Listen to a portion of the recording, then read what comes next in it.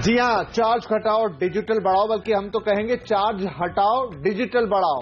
CNBC आवास एक मुहिम के तौर पर यह बात उठा रहा है। देश में डिजिटल पेमेंट को बढ़ावा देना है तो ट्रांजैक्शन चार्ज को खत्म करना होगा, और खत्म नहीं तो कम से कम इतना कम तो करना ही होगा कि लोग डिजिटल पेमेंट करने के लिए प्रोत्साहित हों, आगे आए। लेकिन ट्रांजैक्शन चार्ज को हटाना कितना आसान है और क्या बैंक इसके लिए तैयार होंगे? ग्राहकों के लिए कितना भारी है और कारोबारियों का इसमें क्या रोल है? इन सब सवालों का जवाब आज हम जानने की कोशिश करेंगे। हमारे साथ इस खास पेशकश में शामिल हो रहे हैं पेमेंट इट्स की कैश के एमडी नवीन सूर्या साहब। आप पेमेंट काउंसिल ऑफ इंडिया के चेयरमैन भी है, एक ऐसी संस्था जो देश में सभी ई वॉलेट और डिजिटल पेमेंट कंपनियों का प्रतिनिधित्व करती है। इसके अलावा चाणक्य शर्मा, जो कि एक छात्र है Ram Manohar Lohia national law university के, और ये कार्ड पर लगने वाले ट्रांजैक्शन चार्ज के खिलाफ इस वक्त कंज्यूमर फोरम में लड़ाई लड़ रहे हैं। साथ ही हैं federation of retail traders welfare association के प्रेसिडेंट वीरेंद्र शाह, और मेरे साथ स्टूडियो में मौजूद हैं सीएनबीसी आवास के बैंकिंग एडिटर प्रदीप पंड्या। आप सभी का बहुत स्वागत है। अब चूंकि चाणक्य एक ऐसे व्यक्ति हैं हमारे साथ इस समय जो इस परेशानी से अभी अभी गुजरे, इतने परेशान हुए कि इसे लेकर कंज्यूमर कोर्ट पहुंचे। चाणक्य साहब, आपसे जितना मैं जानता हूं, गोवा आप गए थे, आपको वहां पर एक जगह पेमेंट करने की नौबत आई, आपने अपना कार्ड दिया, आपसे कहा गया कि कार्ड की जगह आप कैश लाइए, नहीं तो 2% का ट्रांजैक्शन चार्ज खुद भरिए। आपने पूछा कि आखिर क्यों, क्या जवाब मिला आपको?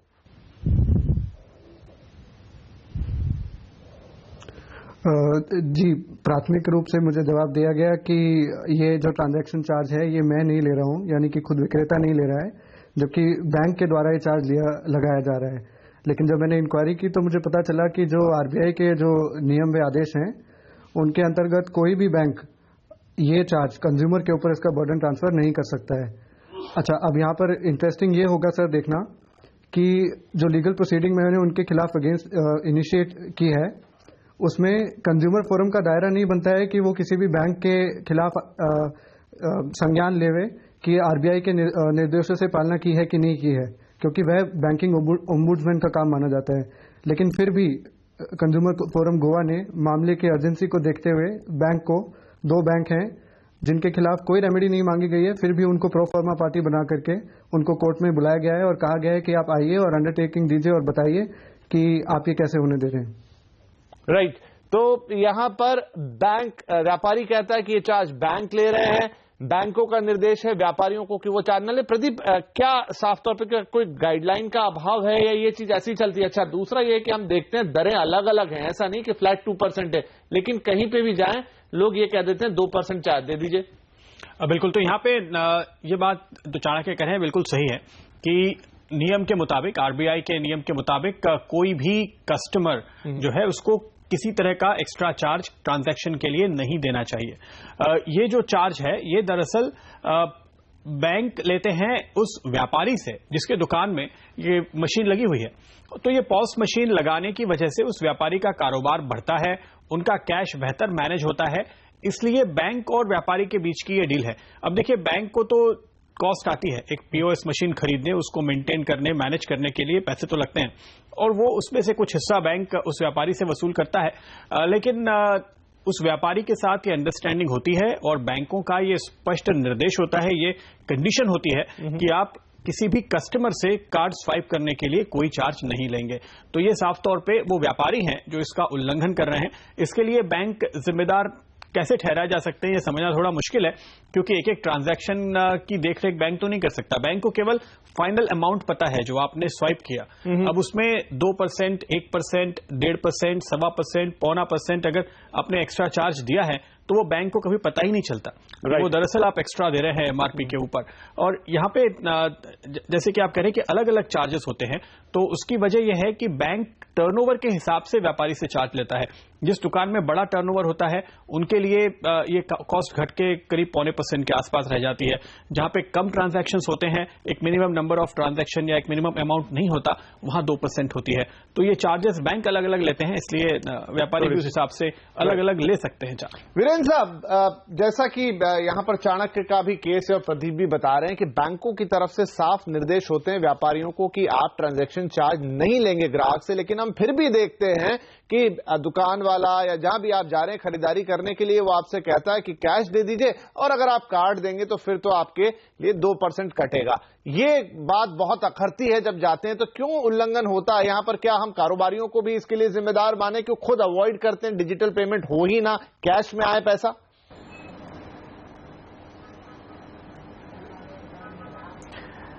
देखिए, आप बिल्कुल, मैं सहमत हूं इस बात से कि कोई कोई व्यापारी ऐसे काम करते हैं, लेकिन उसका हम सख्त विरोध करते हैं, क्योंकि ये सिर्फ एक सर्विस दिया जाता है कस्टमर को, जिससे आपका बिजनेस ज्यादा और दुगना होता है। क्योंकि लोग आज कैश कैरी नहीं करते हैं और क्रेडिट कार्ड से पेमेंट देते हैं, लेकिन क्योंकि ये परसेंटेज जो टर्नओवर के ऊपर है, कोई 1% लेता है, कोई 1.5 लेता है, कोई 1.25 और कोई 2% भी देता है, तो कोई व्यापारी अपवाद से, जैसे सभी चीजों में, सभी डिपार्टमेंट में कोई 2-4 ऐसे व्यापारी निकल जाते हैं जो इसका मिसयूज करते हैं। लेकिन इसके ऊपर ये कहना जबरदस्ती क्रेडिट कार्ड से नहीं और कैश से पेमेंट लेना, अगर क्रेडिट कार्ड से दे रहे हैं तो 2% आपको डिस्काउंट देंगे, ये बात मेरे ख्याल से गलत है। ऐसा होना नहीं चाहिए। इसका हम सख्त विरोध करते हैं और आपके माध्यम से भी हर एक दुकानदार को कहना चाहेंगे इस प्रकार का काम आप मत करें। वीरेंद्र साहब, होता क्या है कि अगर हम थोड़े बड़े शहरों की बात कर ले, मुंबई दिल्ली की, तो यहां तो फिर भी ज्यादातर दुकानों पर ये एक्सेप्ट किए जाते हैं कार्ड। लेकिन अगर मैं थोड़ा भी छोटे शहरों की तरफ चला जाऊं तो वहां पर व्यापारी वो बर्डन लेना ही नहीं चाहता। अब इसका एक कारण ये हो सकता है कि उसका ओवरऑल धंधा ही उतना नहीं होता, तो उसको लगता है 2% की कॉस्ट भी मेरे लिए ज्यादा है, तो मैं क्यों ना कैश ही लूं। ठीक है, इस समय हम जिस दौर में आ गए वो अलग बात है कि अब हम पूरी तरह से डिजिटाइजेशन की बात कर रहे हैं, लेकिन जो प्रैक्टिस है वो यही है कि मुझे कैश मिल जाए तो मेरा ये 2% बचेगा, और नहीं आपको इतनी सुविधा चाहिए तो फिर आप ये 2% लीजिए। हम बात करते हैं सूर्या साहब से। सूर्या साहब, अभी जब इतनी मुहिम चल रही है, सरकार का इतना जोर है, और डिजिटल वॉलेट्स की तो इन दिनों एकदम से चांदी हो गई, लेकिन डिजिटल वॉलेट्स भी ट्रांजैक्शन के चार्ज ले रहे हैं इस वक्त, जबकि एक ऐसा वक्त है जब उन्हें हटा देना चाहिए। लेकिन जितना आपको कार्ड पेमेंट पे लगभग उसी रेट पर डिजिटल वॉलेट पे भी ये चार्ज आता है। आपको नहीं लगता कि हाई टाइम है जब ये चार्ज को वेव ऑफ कर देना चाहिए?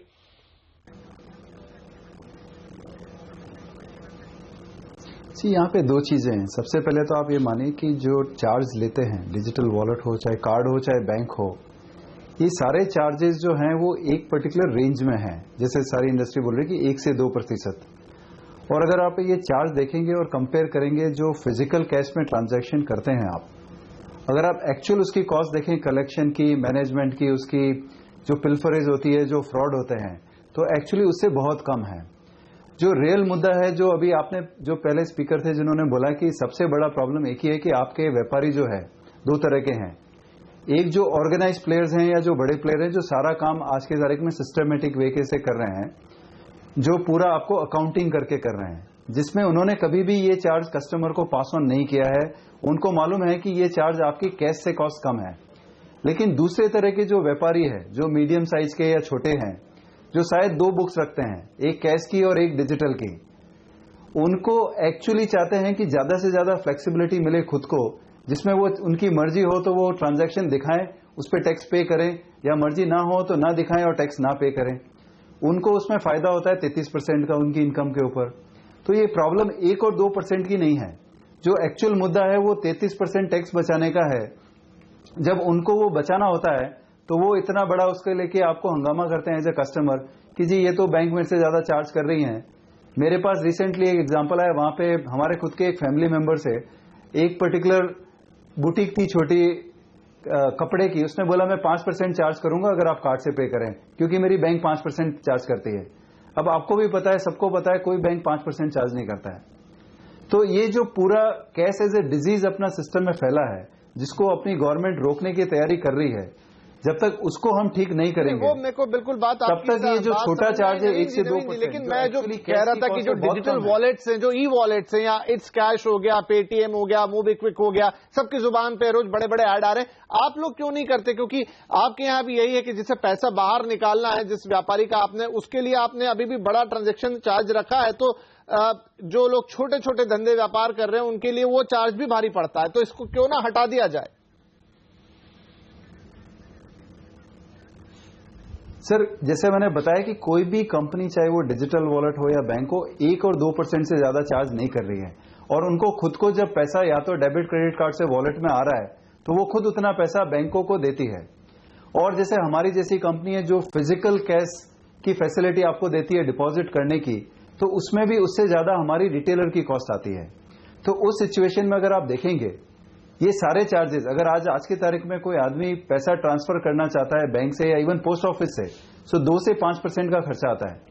तो अगर हम पहली बात तो काफी सारी कंपनियां इस वक्त चार्ज नहीं कर रही है, अगर कर भी रही है तो वो चार्जेस कोई भी जो दूसरा सिस्टम है उससे काफी कम है, चाहे कैश हो, चाहे पोस्ट ऑफिस हो या कोई भी दूसरी सर्विस हो, उससे बहुत ही कम है। अच्छा जी प्रदीप, मैं आपसे पूछना चाहूंगा क्योंकि अभी जब ये पूरी बात चल रही है डिजिटाइजेशन की, डिजिटल इकोनॉमी की, और सरकार चाहती है कि जो ट्रांजैक्शन चार्जेस हैं या हटा दिए जाएं, कम कर दिए जाएं, तो खुद आरबीआई भी इसके विरोध में आया। उसने कहा कि बैंकों के लिए मुनासिब नहीं होगा, उनके लिए उनकी माली हालत पर ये कुठाराघात होगा कि आप उनसे ये चार्ज लेना बंद कर दें, क्योंकि उनका खर्चा होता है जो आप भी बता रहे थे। तो फिर इसका सोल्यूशन क्या निकलेगा?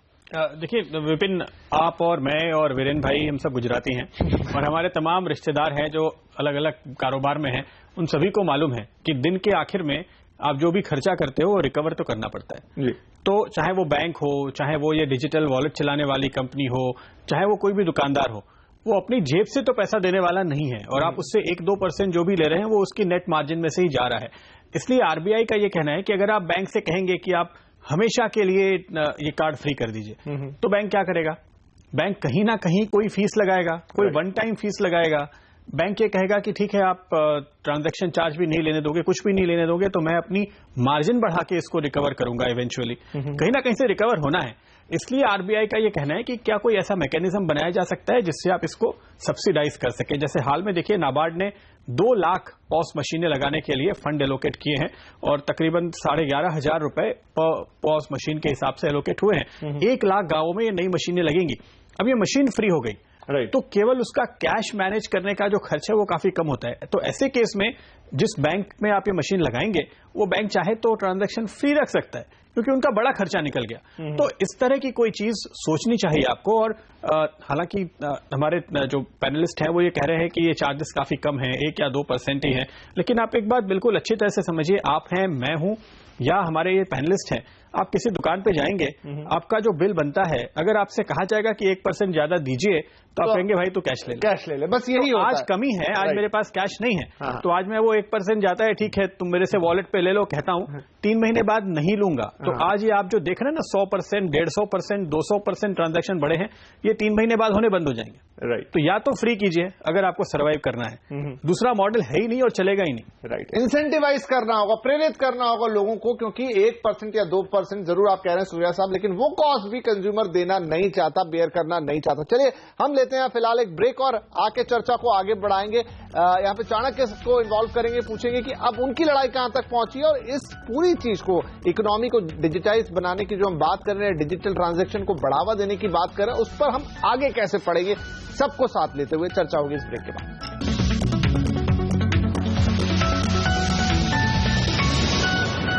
सीएनबीसी आवाज यहां पर बात उठा रहा है कि अगर आपको डिजिटल पेमेंट को बढ़ावा देना है तो चार्ज घटाओ, बल्कि चार्ज हटा ही दो। हमारे सभी पैनलिस्ट हमारे साथ हैं। चाणक्य, आप ब्रेक से पहले कुछ कहना चाह रहे थे, आपकी आवाज मुझ तक नहीं आई, मैं माफी चाहूंगा, लेकिन आप अपनी बात आगे बढ़ा सकते हैं।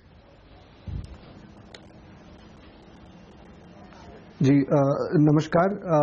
अभी मैं दूसरे पैनलिस्ट की बात को सुन ही रहा था, तो पहले तो मैं बोल दूं कि मैं आपसे प्रिंसिपली डिसएग्री करता हूं, क्योंकि मेरा ये मानना है कि ये जो सवाल है ये 1 या 2% के सरचार्ज का नहीं है। अभी बड़ा सवाल ये है कि जैसा कि आपको पता होगा कि एक बहुत ही मशहूर इकोनॉमिस्ट जेबी सेज ने कहा था that money is what money does. तो अगर आप डिमोनेटाइजेशन चाहते हैं, अगर आप इलेक्ट्रॉनिक पेमेंट्स को प्रमोट करना चाहते हैं, सवाल सीधा सा है कि क्या मेरी जेब में पड़ा हुआ 1 रुपया मेरे मोबाइल बैंकिंग में पड़े हुए 1 रुपये के बराबर है। और प्रॉब्लम अगर आप देखेंगे अभी अपशॉट, अगर आप डिमोनेटाइजेशन के लाइट में इसको देखेंगे, तो प्रॉब्लम ये नहीं है कि 1 रुपये का या 1% का सरचार्ज लिया जा रहा है। प्रॉब्लम ये है कि जहां पर कोई अवेयर कंज्यूमर किसी मर्चेंट को जाके बोलता है कि आप मुझसे चार्ज नहीं कर सकते, वो मर्चेंट सर्विस ही डिनाई कर देगा। वो मर्चेंट अपफ्रंट आपको ये कह देगा कि मेरे पास मेरा पेटीएम काम नहीं कर रहा है। तो सबसे बड़ी जो प्रॉब्लम जो मैं यहाँ पे समझता हूँ वो ये है कि अगर किसी कंज्यूमर का राइट वायलेट हो गया है और उसको मना किया जा रहा है, पेटीएम एक्सेप्टेड लिखा हुआ है, मोबीक्विक एक्सेप्टेड लिखा हुआ है, उसके बाद में भी अगर मर्चेंट मना कर रहा है कि हम सर्विस देंगे ही नहीं, तो वो किसके खिलाफ जाए? अच्छा, ज्यादा तो नहीं कहूंगा, लेकिन जितनी मेरी थोड़ी बहुत कानून की समझ है उसके अंदर आप ये देखें कि आप बैंक से इसका कोई लेने देना है नहीं।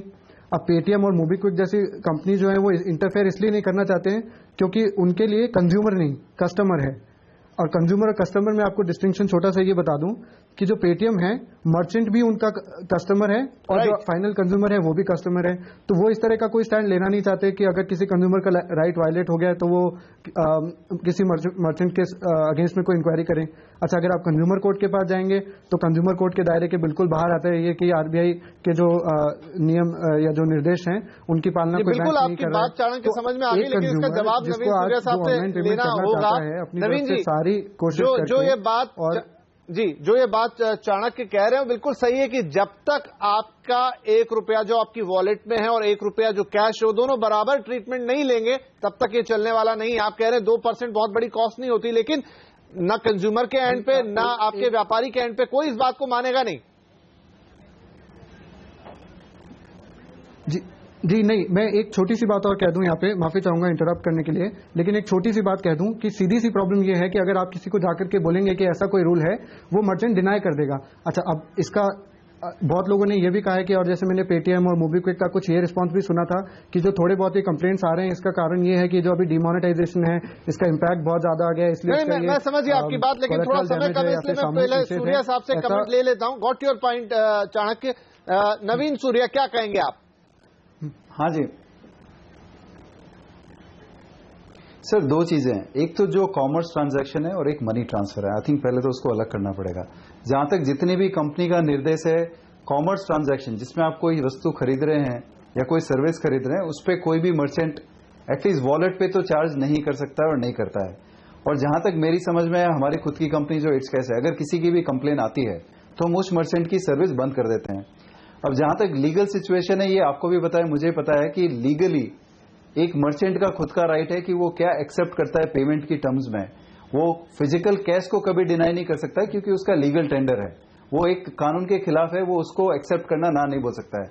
लेकिन अगर वो कोई दूसरी इंस्ट्रूमेंट, भले ही वो एक कॉन्ट्रैक्ट से बंधा हुआ है, लेकिन अगर वो ना बोल दे उसको एक्सेप्ट करने के लिए, तो हम एज ए कंपनी ज्यादा से ज्यादा उसके यहां से अपनी सर्विस उससे हटा सकते हैं। उससे ज्यादा उस पर एक्शन नहीं ले सकते। नवीन, इस बात को तो मानेंगे कि जब तक ये, चलिए ये बात भी मैं आपकी मान लेता हूं, लेकिन जब तक पैरिटी नहीं आ जाती, जो ये बात कह रहे हैं कि जब तक आपकी वॉलेट का 1 रुपया और कैश का 1 रुपया बराबरी पे आप नहीं लाएंगे तो ये चल ही नहीं पाएगा। सर, आज के तारीख में तो 1 रुपया ज्यादा है, ज्यादा से ज्यादा कंपनियां आपको कैशबैक और इंसेंटिव भी तो दे रही है, तो हम उसको क्यों डिनाई कर रहे हैं? आई थिंक इश्यू वो नहीं है, हम बार बार भूल रहे हैं कि जो मर्चेंट है, जब तक कि हम उससे डिमांड नहीं करेंगे कि वो अपना जो है टैक्स बचाने के लिए वो ये नहीं करना चाह रहा है, तब तक हम सारे लोग मिलकर जब तो उसको एडुकेट नहीं करेंगे तब तक ये इशू रहेगा। चलिए, आप कह रहे हैं तब तक इशू रहेगा। नवीन, मुझे लेना होगा छोटा सा ब्रेक, माफी चाहूंगा, छोटा सा ब्रेक लेना होगा, उसके बाद हम इस मुद्दे को आगे बढ़ाते हैं कि आखिर आप इसके आगे कैसे ले जाएंगे। ना व्यापारी तैयार हो रहा है, ना आपका कस्टमर तैयार हो रहा है, दोनों इस कार्यक्रम पे बैठे हैं। ब्रेक के बाद इस चर्चा को आगे बढ़ाते हैं।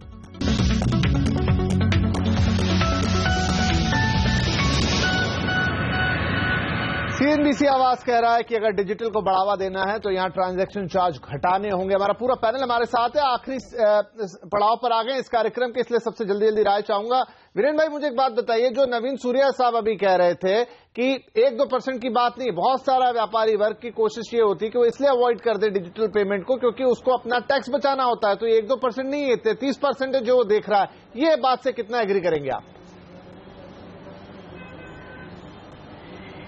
बिल्कुल सरासर झूठ है, क्योंकि भारत का पूरे 97% जो प्रतिशत लोग हैं वो कैश में ट्रांजैक्शन करते हैं।